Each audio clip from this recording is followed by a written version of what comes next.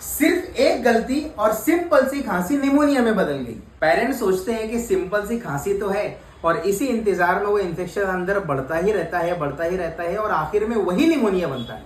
कल ही एक पेरेंट अपने बच्चे को लेकर आए और बोले कि डॉक्टर साहब इसको तो सिर्फ अब तक रात में हल्की हल्की खांसी आती थी और अब तो देखो उसकी सांसें कितनी तेज चलने लगी।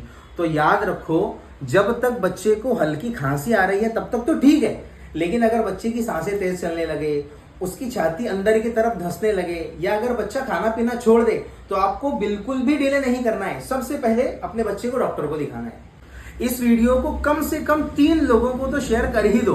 क्या पता आपके शेयर करने से किसी का बच्चा निमोनिया से बच जाए।